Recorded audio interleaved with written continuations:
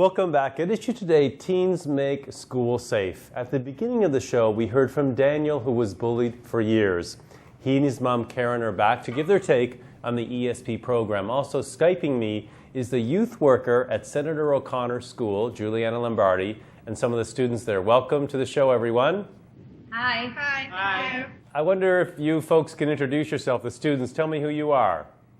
Hi, I'm Haldi Yasai. Hi, I'm Shani Prasad. Hi, and I'm Patrick Bagdasser. I want to start with you, Juliana. I alluded to it a bit about some of the challenges that were happening at Senator O'Connor. Can you sort of paint a picture for me of what life was like at that school before the ESP program? We had a school where we would have a lot of fights. We had this place called the Butt Lounge, which was adjacent to the school, and the fights would occur there. There were robberies there. Other kids would come on campus and rob our students there. We had the police were there constantly to do the punitive stuff. And and now it's changed. I wonder if each of the students there, can you tell me why you decided to join ESP? Well, I joined in grade 9, and we had a presentation in grade 8 like we do. It's called the Building Bridges Conference. And basically the students in the previous years, they come and teach the material to the grade 8s. So I really became interested in ESP in grade 8. So I kind of knew that I wanted to join when I came to O'Connor in grade 9. And everybody else? I joined ESP when I was in grade 9. My grade 9 year wasn't the best year for me. I was under a lot of stress. And because of the assemblies ESP did, it motivated me to want to join and to help the other students. So I joined and it helped relieve a lot of stress for me, and it helped me help a lot of students. How about for you, Patrick? Well, I didn't join ESP from the beginning. I joined in grade 11, and the reason would be because I personally saw some of my friends go through difficult times, and I saw their lives crumble somewhat. So I saw ESP as an opportunity for myself to help others, not just my friends, to overcome these difficulties. Juliana, can you give me a sense of what life is like? We've been talking to the students in the last segment and talking to your students now. What is life like now at Senator O'Connor? How have things changed? They have changed immensely by, we literally only had one small fight this year. Bullying, when we did our survey, last year bullying didn't even come up as a topic that we should address.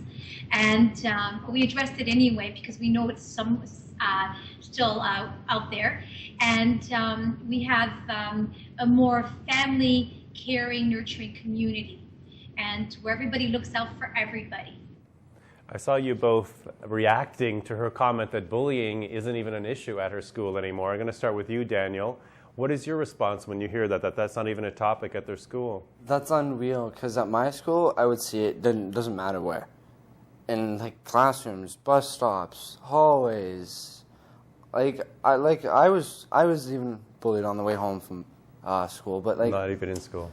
Yeah, it's just unreal. Like where it is in my community, the schools where we have 2 Catholic schools and 3 other just main high schools, and all of them are nothing compared to my old high school. So do you think this you've been watching the show as as it's gone on, do you think this is something that could have helped you when you were in school? In a way, yes, but in a way, no. Okay. Because it's happened in the past, it's hard to go back and think of how it could have been different because it happened in the past instead of now. But I believe it could have helped me in a way, but it would have helped my school put things into play then instead of like maybe 10 years from now, because I know for a fact nothing's being put into play in York Region. And where your school is? In my school or anywhere near my school. How about for you, Karen? I mean, you've lived this nightmare with your son, and you've been watching these students talk about their program. Would this have made a difference in your school region? I believe it would have. It's a very different thing when you have kids empowering other kids. as opposed to having an adult stand up on a stage and point their finger and don't do this and don't do that and don't be a bystander, et cetera, et cetera. If our particular high school had had a program in place, I would think my administrators would have pointed me in the direction of that program, but no such thing took place. Daniel had his friends. They were his support, but they're a handful of friends. If he knew he had the backup support of, let's say, large number of students in this program, knowing that he could approach any one of them saying, I need some help, I think it would have made a big difference. You are doing stuff, though, in your region. What sort of, you actually have an organization you formed for parents? I founded an organization, Daniel and I did, together.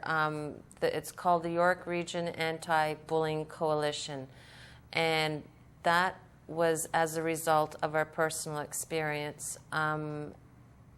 It's not about Daniel. No.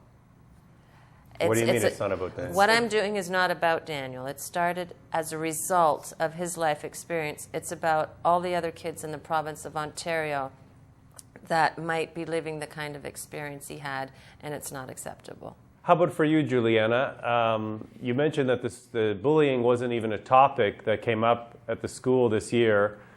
How did that become a reality at your school? What sort of steps have you put in place?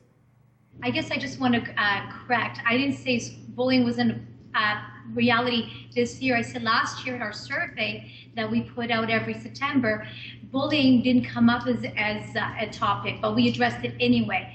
This past year, it came up with the grade 9 body, the grade 9 students who came into us. And steps that we have in place, we have a tip line. So you can call the school, you press the school number, you press 8, and you can say, this is what's happening to me, I need some help. And then the kids are explaining the process about the tip line, and they leave just the people who are picking on them, their names. And then I call them down and I meet with each of those kids, the bullies, let's say, and I talk to them, because again, it's not about punishing them, it's about getting them to see that they're hurting somebody, the walking in that victim's shoes, that person's shoes. The other thing that we have, which is amazing, we have an advice column in our ESP website, and so students, not just our O'Connor students, we've had kids from all over, actually even all over the world, write to us about some of the struggles they've had, and then we give them advice of what, we sit down and we talk about it, and we give them the advice that we think would work for them. But first and foremost, we always tell them to seek someone, because there's strength in numbers, not to go and hurt and confront, but to go and to support them, because a bully is less apt to go and bug you and hurt you if you have many, many people who are well known in the school, who may be popular, who have already other families in the school.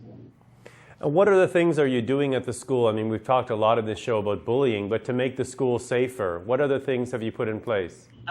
We try to incorporate fun with important information based on different topics. That's why, for example, every month we have a special theme, for example. So 1 month would be substance abuse, 1 month would be bullying, etc. So what happens is that when students see other students participating in something, they feel comfortable to actually join in. And it is very surprising for us, because sometimes the odd student that you would never expect actually loves to participate in your activity, because, I don't know, ESP has made us feel very comfortable. And I think even, Juliana, you mentioned that to me, that you had someone who was previously a bully in your school actually became very involved in ESP. Yes, he did. Actually, he ended up not just becoming involved in ESP, he ended up doing other things for community service in our school. And now he is in university doing extremely well, and he's focused on becoming a social worker, and he wants to focus on the Jane Finch community, or the Jane Finch community. And so he started, in the beginning, there were a lot of issues when he came into our school, and then I spent a lot of time talking him into becoming part of the program.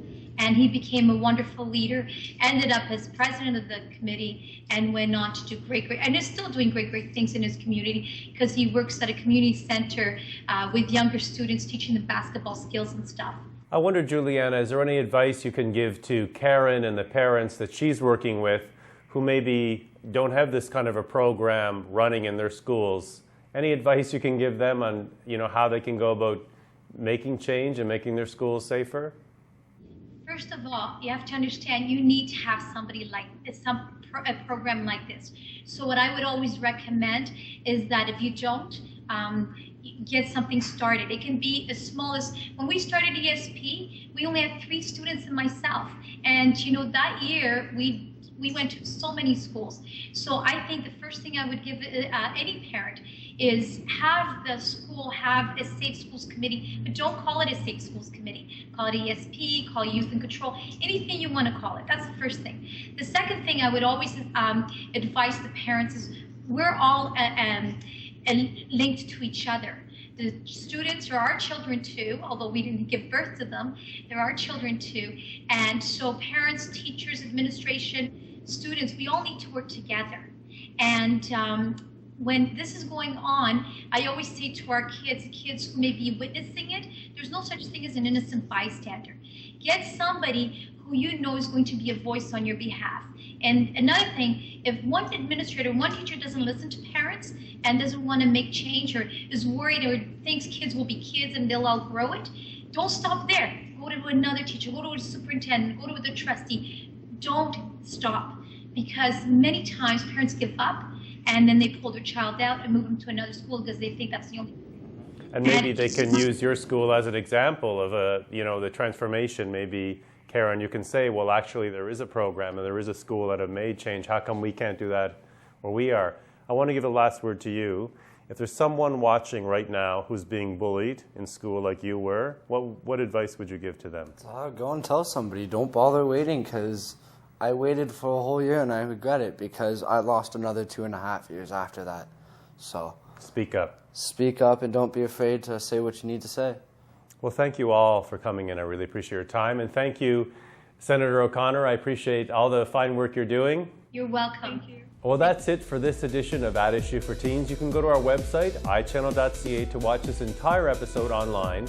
Just click on Video on Demand and At Issue for Teens. You can also follow us on Twitter and Facebook, and email your thoughts to comments@ichannel.ca. I'm Kevin O'Keefe. Thanks for watching.